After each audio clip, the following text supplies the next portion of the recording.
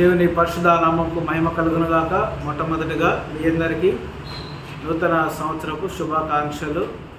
దేవుడు మిమ్మల్ని దీవించి ఈ యొక్క నూతన సంవత్సరంలో తన యొక్క కృపలో భద్రపరిచి క్షేమమునిస్తూ ఆశీర్వదిస్తూ తగు సమయమందు ఆయన హెచ్చించలాగున నా యొక్క ప్రార్థన. దేవుడు ఇంకా మిమ్మల్ని దీవించి ఆశీర్వదించును గాక. సో ఈ యొక్క నూతన సంవత్సరంలో 2025 మొదటి దినమున మనము లేఖన భాగాన్ని ధ్యానించుకుందాము. అందరం కలిసి 23వ కీర్తనను మనము ధ్యానించుకుందాము. ఈ దినమునకై ఏర్పాటు చేయబడిన లేఖన భాగము 23వ కీర్తన. చదువుతా వినండి. యెహోవా నా కాపరి, నాకు లేమి కలుగదు. పచ్చిక గల చోట్లను ఆయన నన్ను పరుండజేయుచున్నాడు. శాంతికరమైన జలముల యొద్ద నన్ను నడిపించుచున్నాడు. తన నామమును బట్టి నీతి మార్గములలో నన్ను నడిపించుచున్నాడు. గాఢాంధకారపు లోయలో నేను సంచరించినను ఏ అపాయమునకు భయపడను. నీవు నాకు తోడయుందువు. నీ దుడ్డుకర్రయు నీ దండమును నన్ను ఆదరించు. నా శత్రువుల ఎదుట నీవు నాకు భోజనము సిద్ధపరచు. నూనెతో నా తల అంటి ఉన్నావు. నా గిన్నె నిండి పొర్లుచున్నది. చివరొచ్చును. నేను బ్రతుకు దినములన్నీ కృపాక్షేమములే నా వెంట వచ్చును. చిరకాలము యెహోవా మందిరములో నేను నివాసము.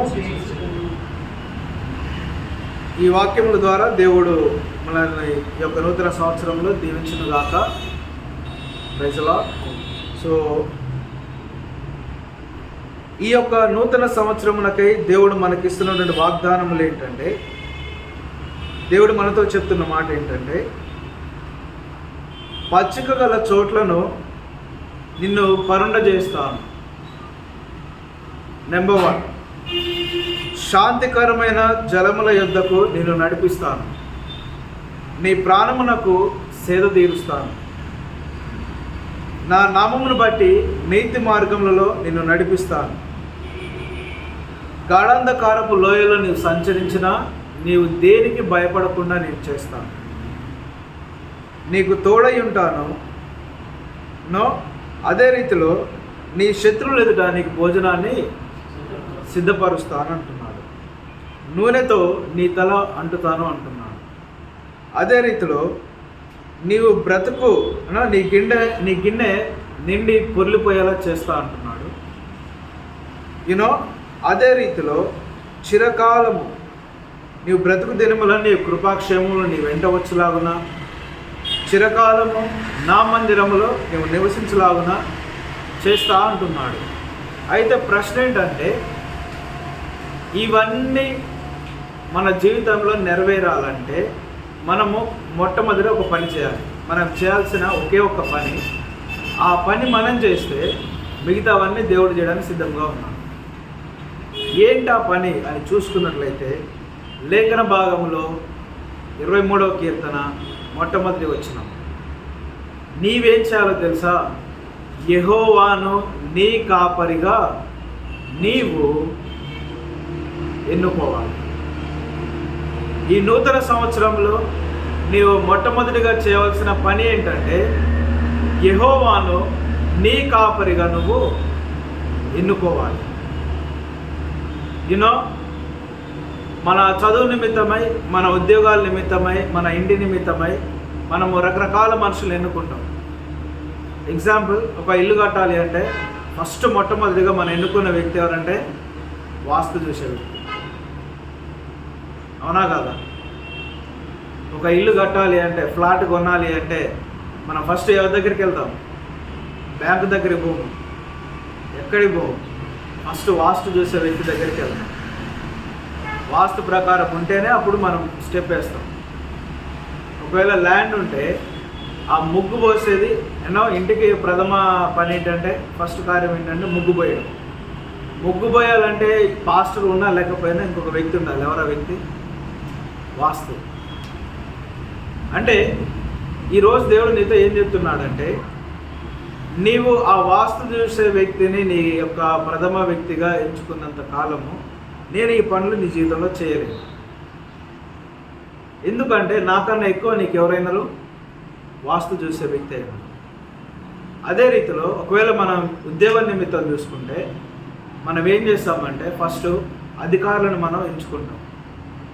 మనము ఎగ్జామ్స్ రాసినా ఎన్ని చేసినా రికమెండేషన్ పరంగా మనం చూడాలనుకుంటాం.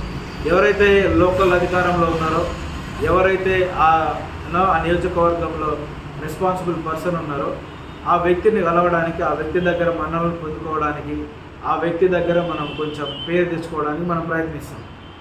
ఈ రకంగా మన ఉద్యోగ నిమిత్తమై అధికారులను ఎన్నుకుంటాం. మొట్టమొదటిగా ఇంటి నిమిత్తమై వాస్తు చూసే వ్యక్తిని ఎన్నుకుంటాం. అదే రీతిలో చదువు నిమిత్తం అయితే కాలేజెస్ కానీ సీట్స్ కోసమని ఎవరైతే సీట్లు ఇప్పగలుగుతారో, ఎవరైతే తక్కువ ఖర్చులు ఇప్పగలుగుతారో, ఎవరైతే తక్కువ డొనేషన్లు ఇప్పగలుగుతారో ఆ వ్యక్తులు మనం ఎన్నుకుంటాం. అంటే ప్రతి క్రియకి ఒక్కొక్క వ్యక్తిని మనము ఎన్నుకుంటూ దానికి లీడింగ్ పర్సన్గా మనం ముందుకు సాగుతున్నాం. అతని పర్యవేక్షణలో మనం ముందుకు సాగుతాం.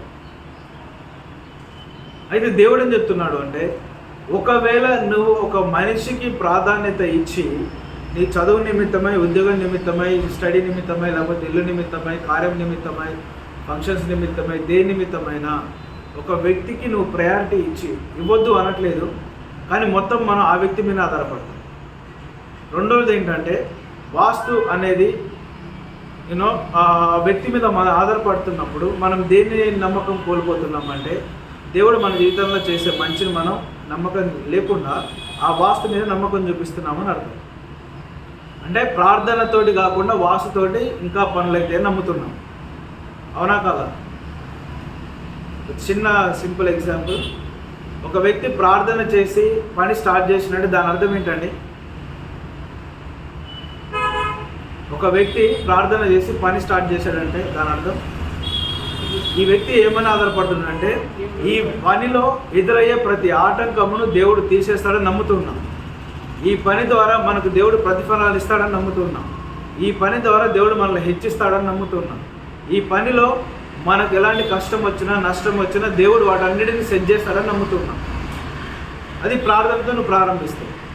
అదే వాస్తుతో నువ్వు ప్రారంభిస్తే ఈ వాస్తు వల్ల ఇంటికి మంచి జరుగుతుందని నమ్ముతున్నాం. ఈ వాస్తు వల్ల మన ఇంటిలో ఉన్న దోషం పోతుంది అని నమ్ముతున్నాం. ఈ వాస్తు వల్ల మన ఇంట్లో ఉన్న చెడు పోతుంది అని నమ్ముతున్నాం. అంటే మనం దేనికి ప్రయారిటీ ఇచ్చినాం? దేవుని కన్నా ఎక్కువగా, ప్రార్థన కన్నా ఎక్కువగా మనం వాస్తుకి ఇచ్చినాం ప్రయారిటీ. అప్పుడు దేవుడు ఎలా ముందుకు వచ్చి మన కార్యాలను జరిగించగలుగుతాడు? అంటే దాని అర్థం ఏంటి? దేవుడు ఏమన్నా పార్షాలిటీ చూపిస్తున్నాడా? లేదు. మనం ఏం చేసినాం? ప్రభువా నీ వల్ల కొంతే అవుతుంది, వాస్తు వల్ల అంతే అవుతుంది కాబట్టి కాసేపు నువ్వు పక్కకుండు, మా పని మేము అయిపోయినాక నేను పిలుస్తాం, అప్పుడు వచ్చి ప్రార్థన చేసిపో. అదే జరుగుతుంది కదా. శుభకార్యాలు చేయాలంటే డేట్లు పెట్టుకున్నాం, మంచి రోజు అని. అంటే ఆ మంచి రోజుకు పెట్టడానికి మనం ఎవరికి ప్రయారిటీ ఇస్తున్నాం అది మనకు తెలుసు. ఎట్లాగో సేవకులు అంటే మంచి రోజు ఎవరు చూడరు, డైరెక్ట్ ప్రతిరోజు మంచి రోజు అనుకుంటాం, ప్రతి గడియ మంచి గడియ అనుకుంటాం. కానీ ఏం చేస్తున్నాం? సేవకులకు తెలవకుండా, మందిరానికి తెలవకుండా మనం రహస్యంగా ఎంక్వైరీ చేసుకొని మనం నిశ్చయించుకొని సేవకులకు ఆ రోజు పెట్టండి అని చెప్తున్నాం. అంటే సేవకుని కన్నా, ప్రార్థన కన్నా, దేవుని కన్నా మనం ఎవరికి ప్రాధాన్యత ఇస్తున్నాం? మంచి రోజుకు ప్రాధాన్యత ఇస్తున్నాం. మరి మంచి రోజుకు ప్రాధాన్యత ఇస్తున్నప్పుడు ప్రతిఫలం జరుగుతుందా?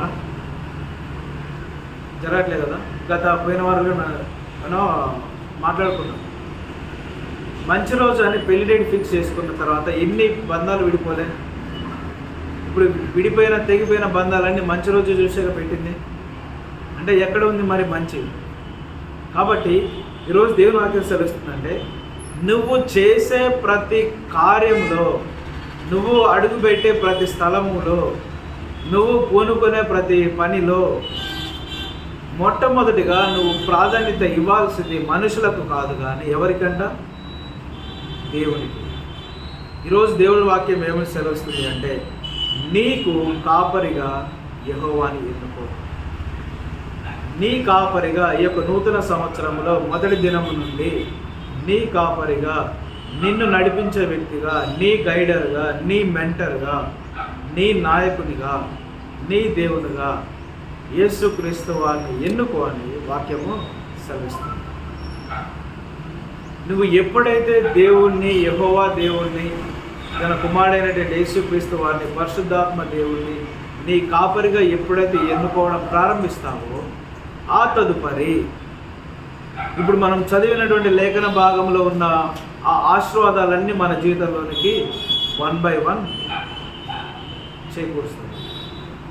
కాబట్టి ఏమంటున్నాడు దావీదు గారు? అందుకే అంటున్నాడు ఏమని, దావీదు గారు చేసినటువంటి గొప్ప విషయం ఏంటంటే మనుషులను ఎన్నుకోలే కానీ మనుషులను సైతము నియమించేటువంటి దేవుణ్ణి తన కాపరిగా ఎన్నుకున్నాడు.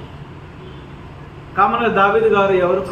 ఆయన వృత్తి ఏంటి అసలు? మొదట్లో గొర్రెల కాపరి. అందుకే ఆ పాయింట్ ఆఫ్ వ్యూలో రాస్తూ ఉన్నాడు.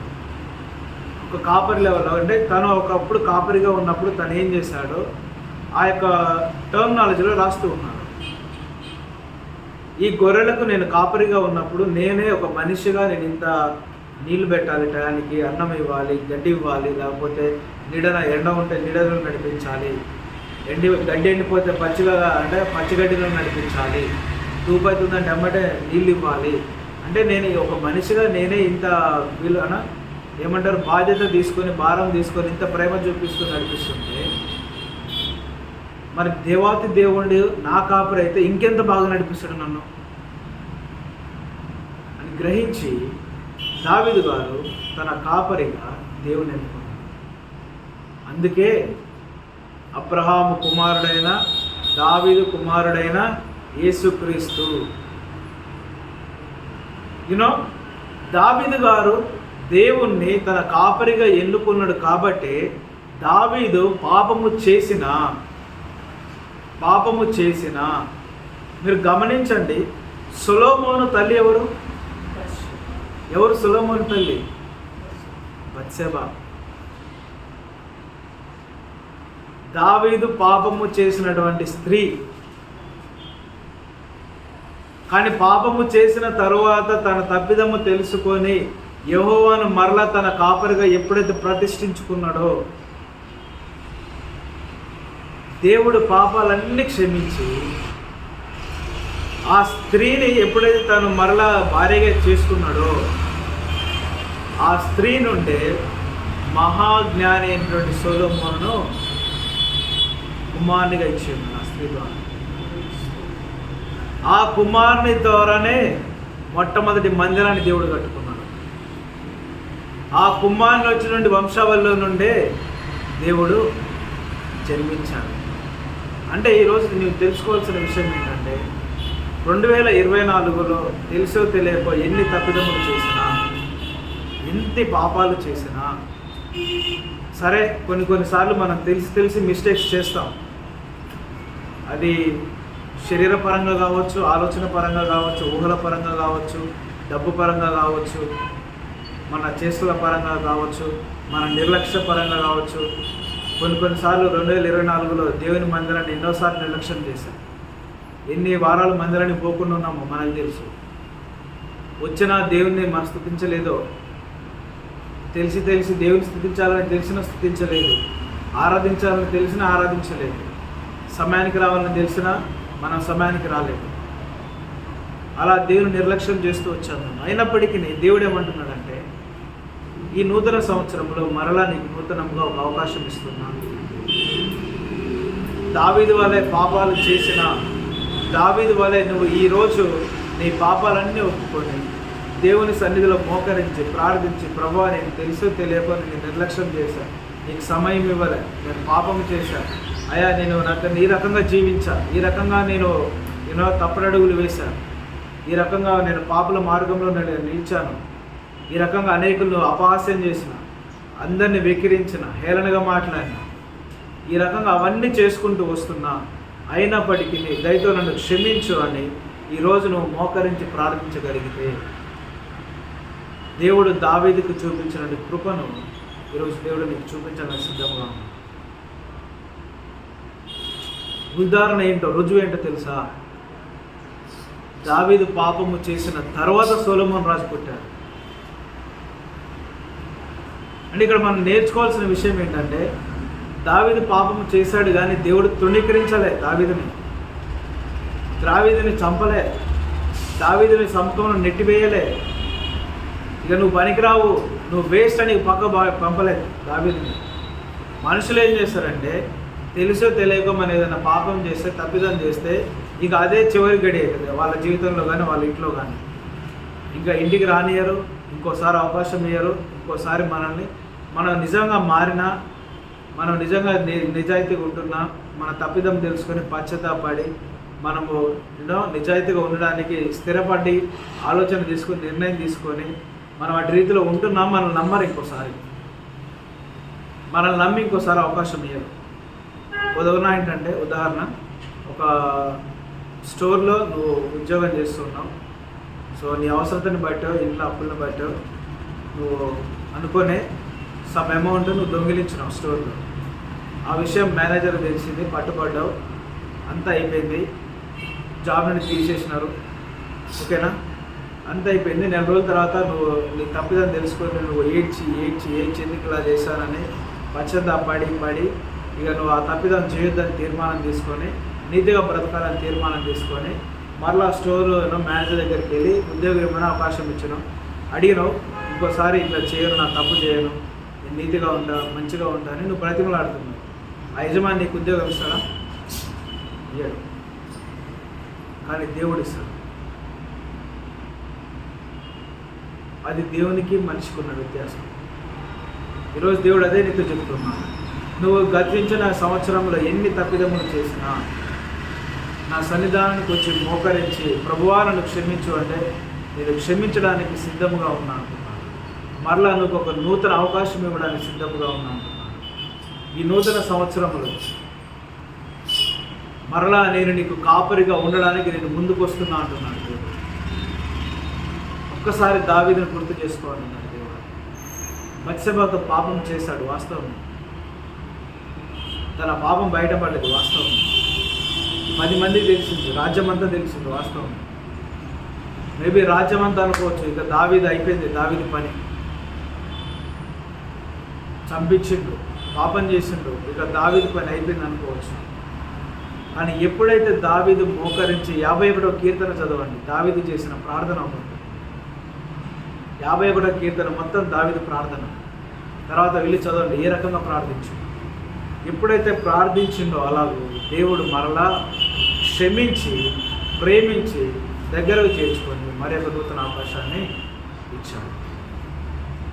అదే రీతిలో దేవుడు ఈరోజు నీతో చెప్తున్నాడు, ఇదిగో నేను నీకు ఒక నూతన అవకాశాన్ని ఇచ్చాను, నూతన సంవత్సరాన్ని ఇచ్చాను, నూతన సమయాన్ని ఇచ్చాను.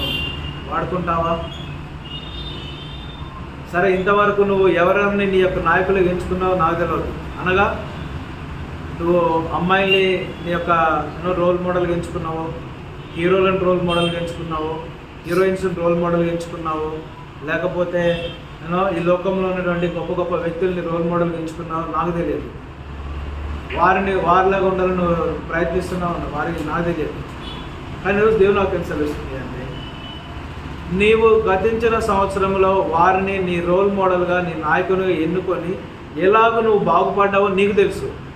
నువ్వు బాగుపడ్డావో, నువ్వు నష్టపడ్డావో నీకు తెలుసు. ఒక నాయకుడిని నమ్మి నువ్వు ఉన్నందుకు నువ్వు నష్టపడ్డావో లేకపోతే బాగుపడ్డావో నీకు తెలుసు. ఒక హీరోని నువ్వు బాగా ఎంచుకొని, ఒక అభిమానం పెంచుకొని నువ్వు అన్నీ చేసుకున్నందుకు నువ్వు బాగుపడుతున్నావో నష్టపోతున్నావో నీకు తెలుసు. అయితే ఈరోజు దేవుని వాక్యం సరిస్తుంది అంటే వాటన్నిటిని జ్ఞాపకం చేసుకొని వాటందరినీ ఒక సైడ్ ఉంచి నన్ను ఒక సైడ్ ఉంచు. ఈరోజు ఎవరిని ఎంచుకోబోతున్నావు? ఈరోజు దేవుడు నీతో మాట్లాడుతున్నావు.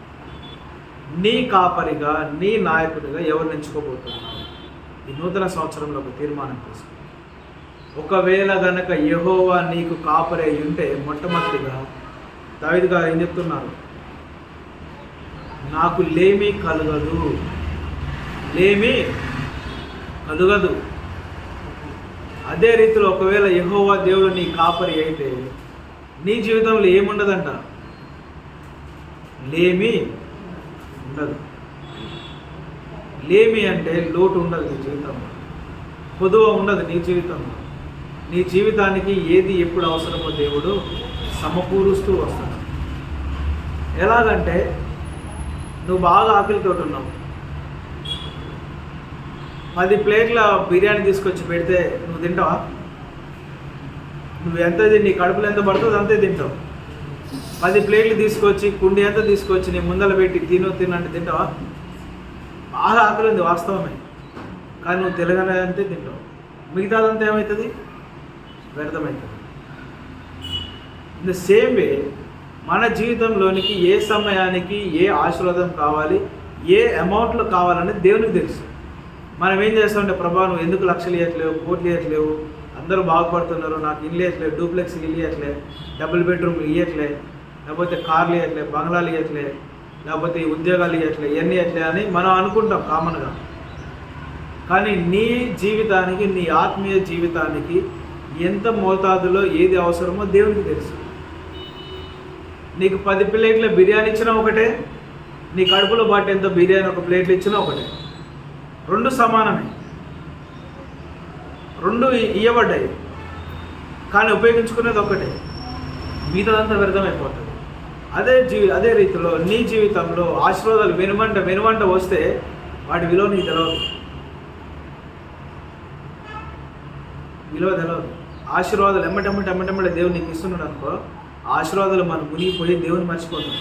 ఇంకా నాకేం బాధ లేదు, నాకు తిరుగులేదు, ఏదంటే అది నాకుంది, ఇల్లుంది, కారు ఉంది, బంగ్లా ఉంది, డబ్బు ఉంది, అన్నీ ఉన్నాయి, ఇంకేం బాధ? దేవుని మర్చిపోతాం. అందుకే దావీదు గారు ఒక ప్రార్థన చేస్తారు, నాకు లేని దానికన్నా తక్కువ ఇయ్యకు, ఎందుకంటే ఒకవేళ అస్సలు లేదని చెప్పి నేను దూషిస్తానేమో. నాకు కావాల్సిన దానికన్నా అతి ఎక్కువ ఇయ్యకు, ఎందుకంటే వాటన్నిటి నేను తీసుకొని నేను మర్చిపోతానేమో. ఏ దినమునకు ఎంత కావాలో అంతే నాకు దయచేయండి. ఈరోజు మనం క్లియర్గా తెలుసుకోవాల్సిన విషయం ఏంటంటే, యెహోవా దేవుడు గనక నీకు కాపరి అయితే ఆశీర్వాదాలన్నీ వస్తాయి, కానీ ఒక్కసారి రావు.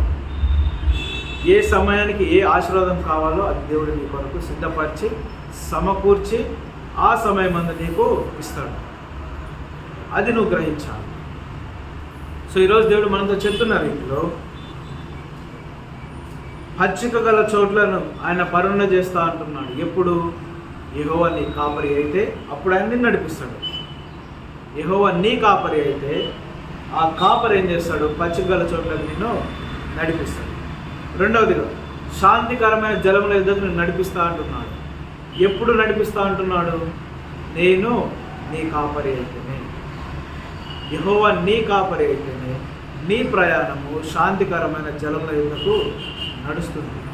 నెక్స్ట్, నీ ప్రాణమునకు ఆయన సేద తీరుస్తా అంటున్నాడు. ఎప్పుడు?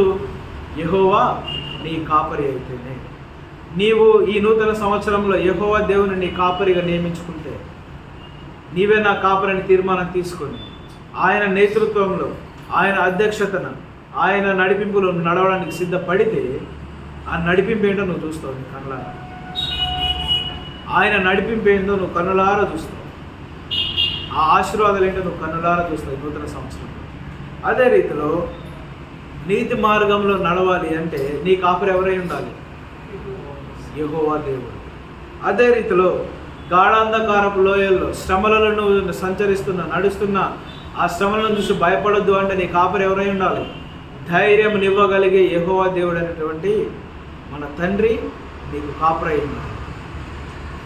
ఆ యేసుక్రీస్తు వారు నీ కాపరి అయి ఉండాలి. అప్పుడు ఎలాంటి శ్రమల గుండా నువ్వు నడిచిన నువ్వు భయపడవు. ఎందుకంటే భరించలేని శ్రమల గుండానే ఆయన నడిచి చూపించాడు యేసుక్రీస్తు వారు.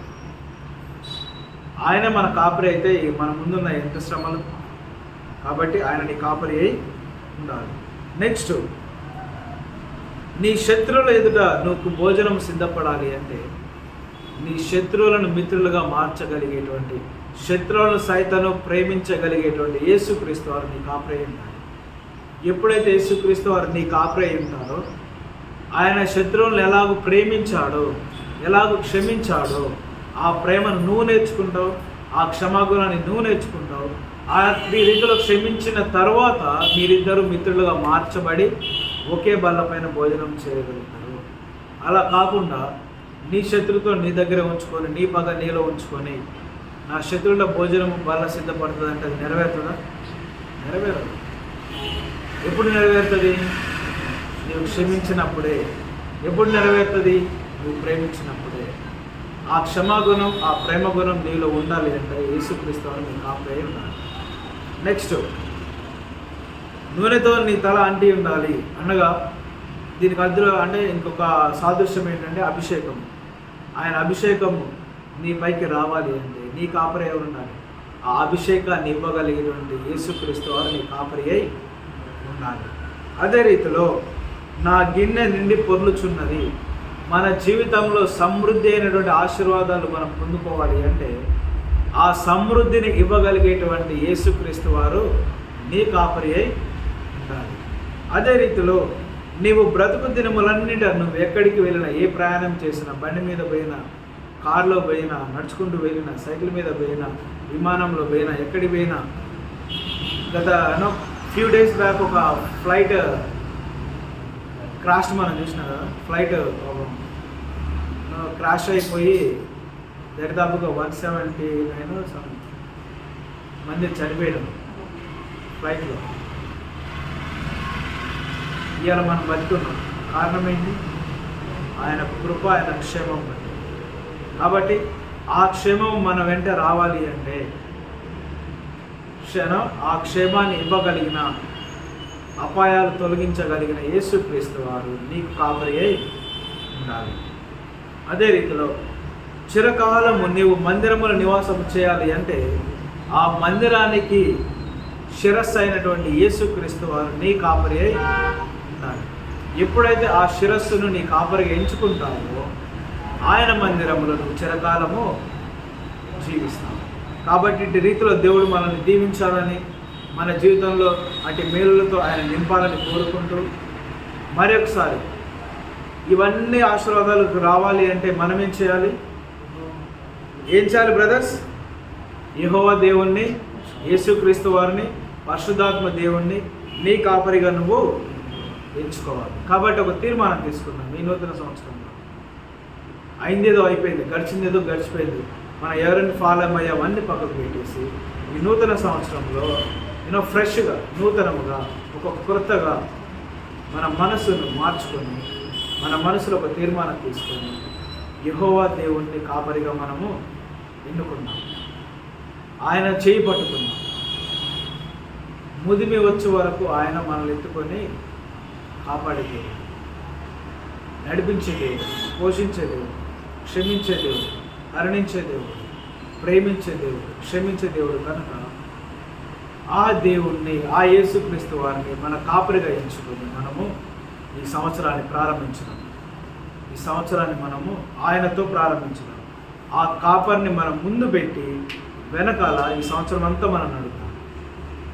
అదే కాపరి నీ ముందుంటే నీవు నడవవలసిన త్రోవలో ఆయన నిన్ను నడిపిస్తాడు. నువ్వు చేరగలిగిన గమ్యాన్ని, నువ్వు చేరుకోవాల్సిన గమ్యాన్ని ఆయన సురక్షితముగా, భద్రముగా ఆయన చేరుస్తాడు. కాబట్టి అందరం మోకరించుదామా?